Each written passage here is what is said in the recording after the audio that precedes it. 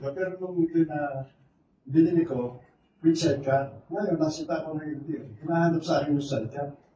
Bawal daw po yung magkano na magpareho ng single. Dapat nakikita yung sidecar.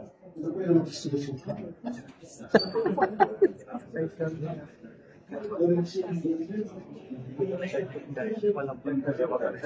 Sir, kung nakarehistro with sidecar, dapat with sidecar. Kung ipapatanggal po natin, yan po ay ipapakorek natin yung rehistro.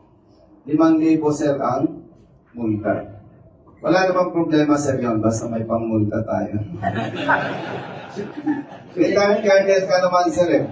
So, pag ang motorsiklo, nakarehistro, single, huwag kang magkabit ng sidecar kung hindi ayos ang rehistro.